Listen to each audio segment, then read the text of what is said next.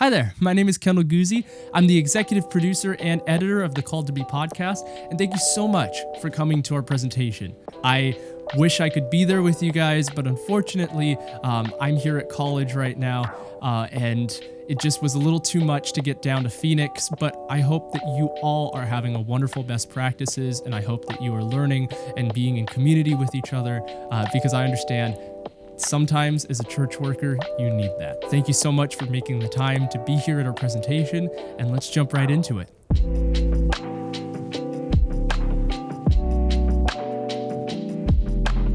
So I want to talk a little bit about the process of how we created and how we go about making the Called to Be podcast episode by episode. Now, I want to dispel a couple of myths about podcasts and put forward some best practices, if you will. By the way, this is not a best practice. Right now, I am holding my mic with my hand. Unfortunately, I broke my mic stand last night, so this is a classic case of do as I say, not as I do.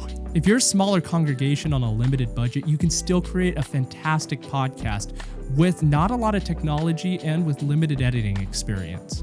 Now, the first thing we want to talk about is microphones.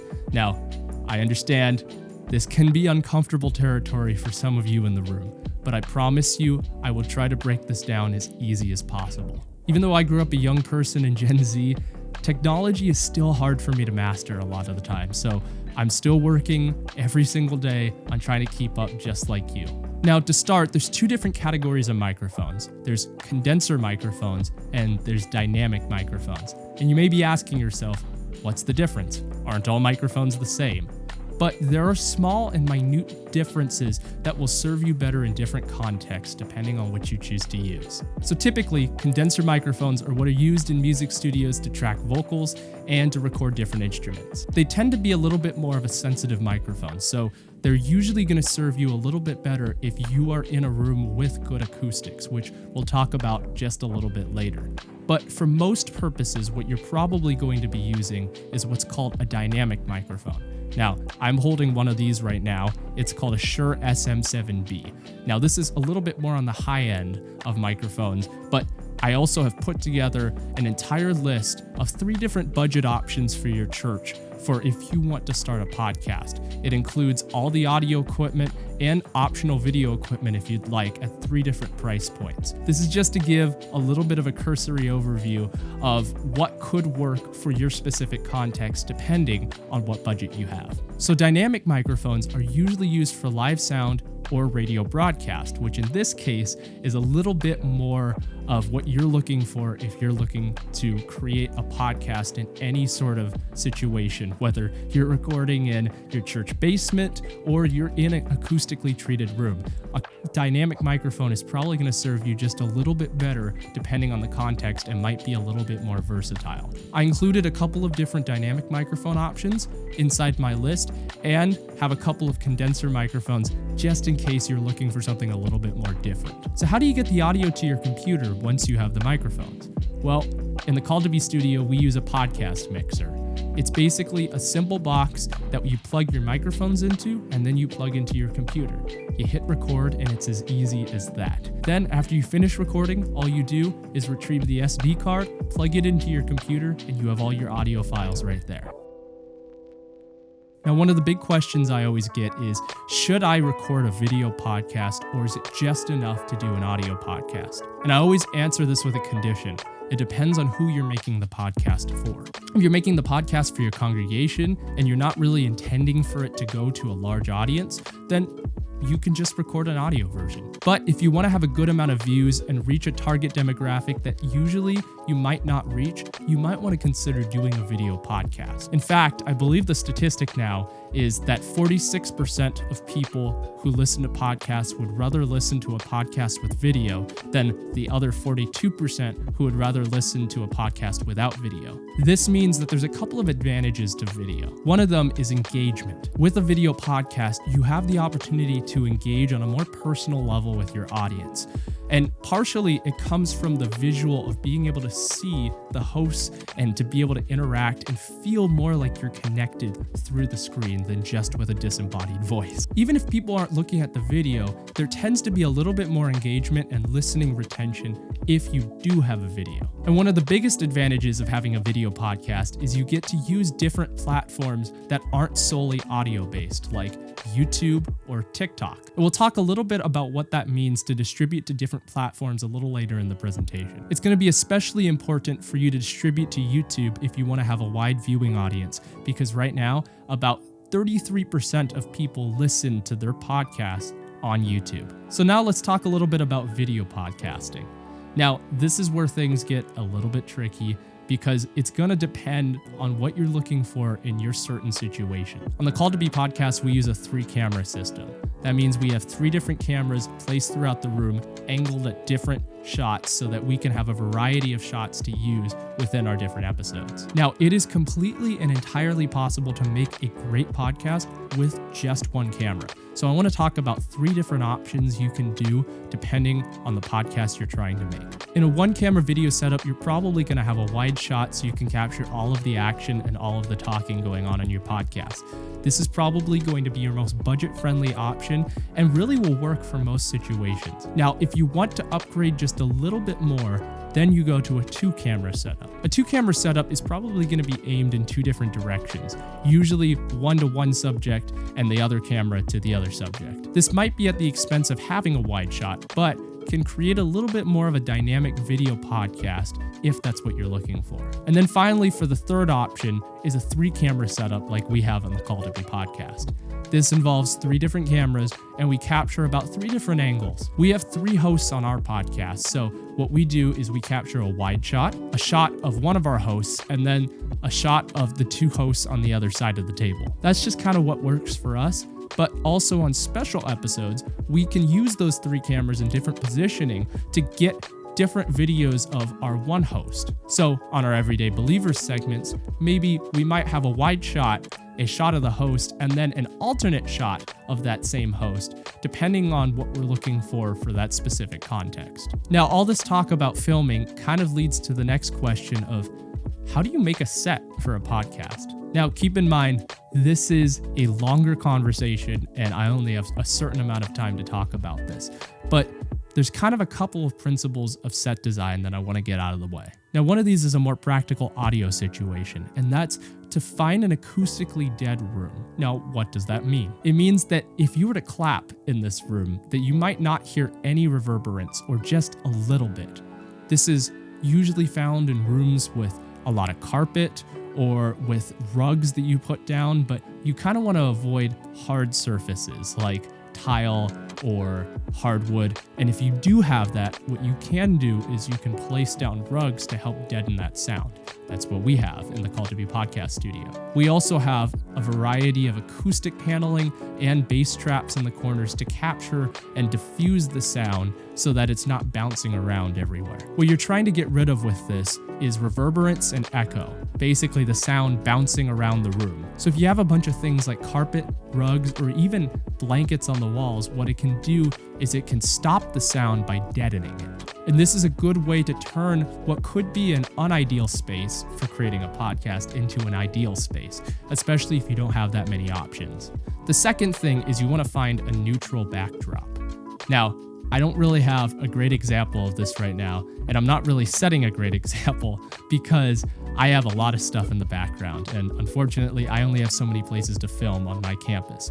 But for the Call to Be podcast, we wanted to make sure that we had not only a neutral backdrop, but an interesting one. We didn't want it to be too boring. So what we ended up doing, well, actually what I ended up doing was building an entire wood panel wall, shiplap, if you will.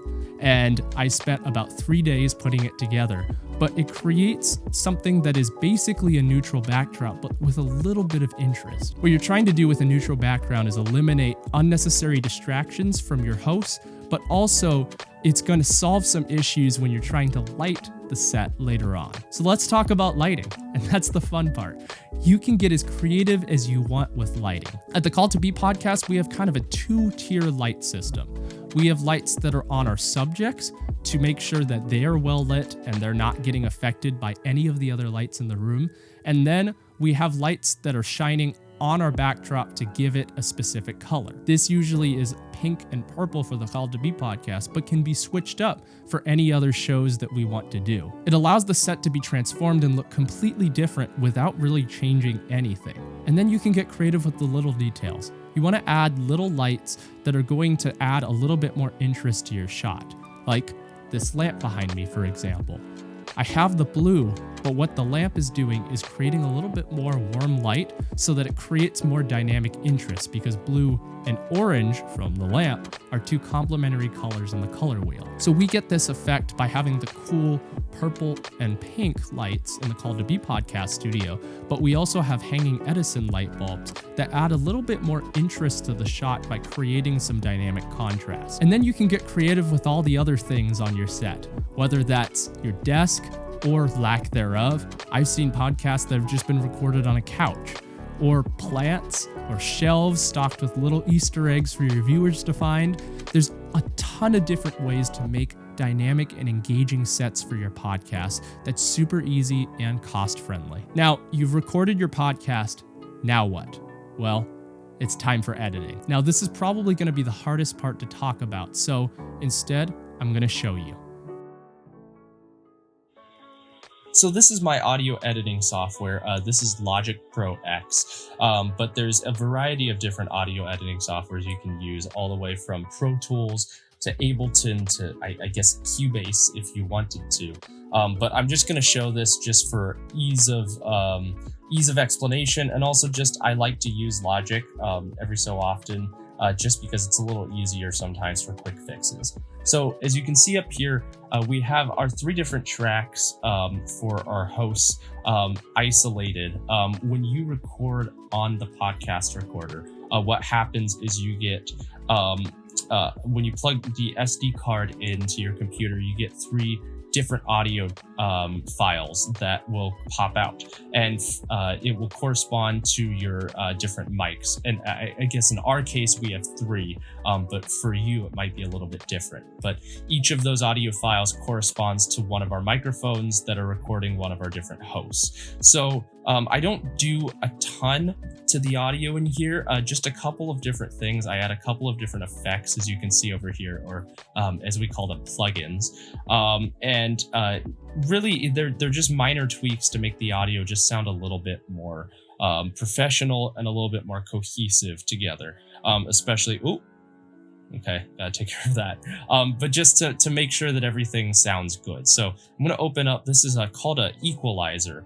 Now, I know that this may look a little complicated and some of your guys' eyes may be glazing over already, but I promise you this isn't super hard.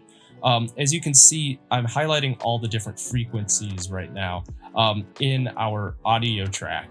So basically what an EQ is it's the ability to either raise or lower certain frequencies in the audio track. And so as you play, you'll hear that certain things are emphasized or not.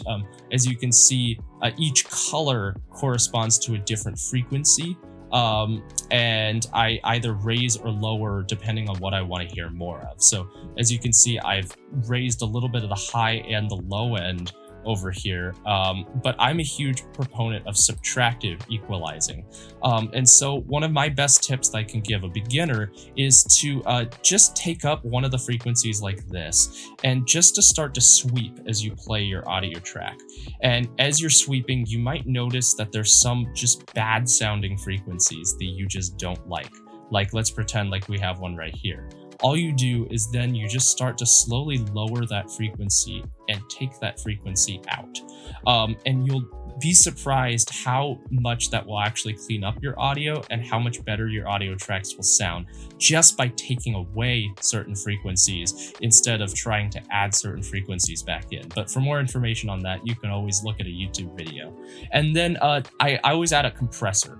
And this isn't quite a compressor. This is actually a plugin from one of my favorite music producers, Greg Wells. It's an overall vocal plugin, and it's great because there's also music presets on here. But as you can see, I just used the preset 7, the podcast preset, and I just adjust it to the desired level. And this just kind of adds a little bit more body and fullness to each of the tracks, and make sure that the audio is consistent in its volume. I don't really do a ton more in here. I don't trim the audio. I don't cut it. I do that in my video editing software, just because I want to make sure that the video lines up with the audio. So I'm going to meet you guys over at my video editing software so that we can continue this. I'm going to export this to my desktop, and then I'll meet you guys over there. All right, so I'm in my video editing software right now. This is Adobe Premiere Pro. Again, you can use all different video editing softwares, all the way from this to iMovie, to Camtasia, but this is my favorite option. I think this is one of the best options on the market, and honestly has some of the tools that help me the most with podcast editing. And I'm going to show you just a couple of those right now. And it's okay if you don't retain a ton of this. This is just kind of to give you a little bit of insight into what the process looks like to record and edit a podcast. So I'm going to turn my volume down there.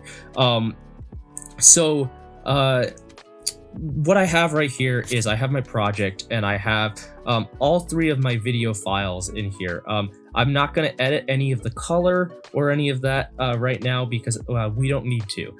That's honestly a separate conversation. I just want to show you what it looks like for me to set up my editing project for when I get a podcast episode. So just like we had the 3 audio tracks, I have my 3 video tracks right here. Our wide shot, our shot of one side of the table, and then our shot of the other side. And as you can see, the color is different for all of them. So that's part of my job, is to match the color and make it look good.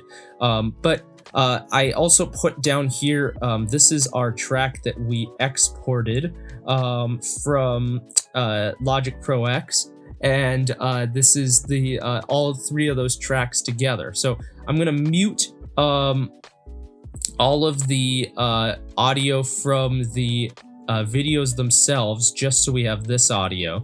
And then what I'm going to do is there's a really cool feature in Premiere called Synchronize. And what that does is basically, if I select everything right now, all of these videos and this audio track down here, it can sync the video to whatever this audio is. So it's really helpful for if you like accidentally started your cameras first and you started your audio second, you can get everything to work together. So we're going to go to Synchronize, and then make sure that it's lining up with one of your audio track channels, and just push OK. And then it's going to process that audio for a second. And then now, voila, all your videos are synced up with this track. So I'm going to drag all of these to the start of this audio track, move this to the start, and then now everything is lined up. So the only thing for me to do is now cut the entire podcast together video-wise. Now, how do you do that? Well, that's a great question. So what I do is, again, a really simple process. Instead of going through, I could take this razor tool, and as I'm playing the video, stop and decide I want to make it cut, and then maybe I want to make it cut here, but it's not super precise. And I come from a live streaming background, so I like to use like a video switcher. So in order to emulate that, what you can do is you can take all 3 of these clips once you're done editing them, and you nest them.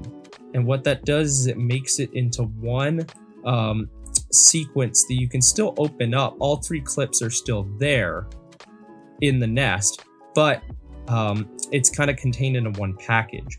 And what you do is then you enable what is called multi-camera. And once you do that, if you open multi-camera view, you can see all 3 of your video clips are now here. And as I play the video, I can use my number pad 1, 2, and 3 for the 3 different videos, and I can switch between the different videos here. And then once I pause the video, all of my cuts that I made while switching are recorded right there. So it will switch between whatever I pressed.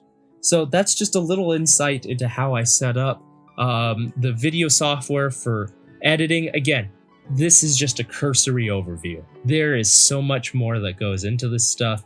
And of course, I don't expect anybody to retain everything, but this is just a little bit of behind the scenes if you wanted to see what it looks like to put a podcast together. Because honestly, once you learn and you put together the template, it's really not super difficult. And part of my point that I'm trying to prove here is that anybody can do this, even any one of you.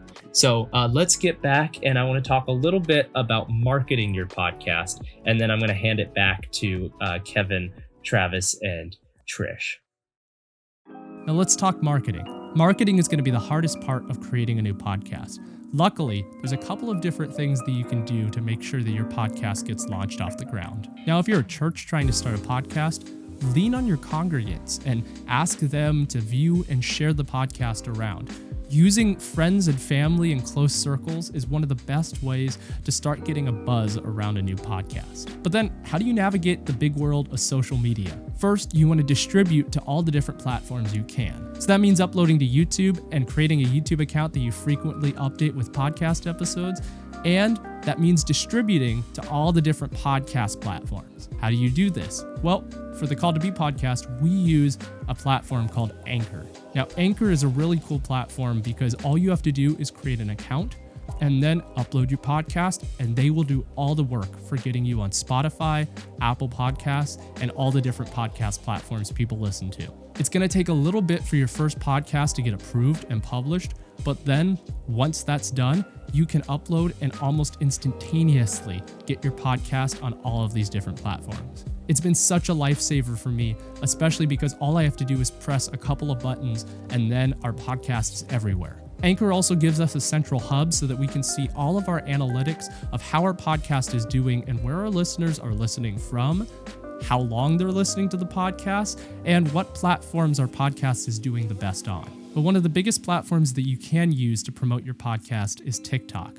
Now, I know that can be a little bit scary, especially for people who don't understand quite how TikTok works. TikTok works on an algorithm. That means that when you upload a video to TikTok, TikTok will show that video to all the people that TikTok thinks would like the content that you are creating. So how can you use this to your advantage? Well, we've just started experimenting at the Call to Be podcast with short form video content. That means taking short clips from our longer episodes and editing them down and posting them to platforms like TikTok so that we can start to gain more viewers who may not usually be up for listening to an entire episode. This not only gives you more exposure, but allows you to reach a whole new subset of listeners just by doing this one thing. I know it's a little extra work and it takes a little extra effort, but I promise you it starts to pay off. Even with just a couple of TikToks, we've even seen our viewership go up after posting the TikToks because we've been reaching a whole new audience with our short form content. So I know that this is a lot of information to take in, and unfortunately, I didn't have a lot of time to give you this information. But I know some of you guys are gonna have some more questions after this. And I know I didn't have quite enough time to talk about everything that goes into creating a podcast, but unfortunately, I have to kind of speed through this in a crash course because of the time constraints we have. But if you have any more questions, I'm sure our lovely hosts will be able to answer them, or if they can't, what they'll do is they can take your questions and they can send them to me, and I'll try to get an answer and they can get back to you with that. And again, I'm so sorry I can't be there, but I hope you all have a wonderful best practices, and thank you so much for taking some time to listen to us today. And to my fellow hosts, back to you.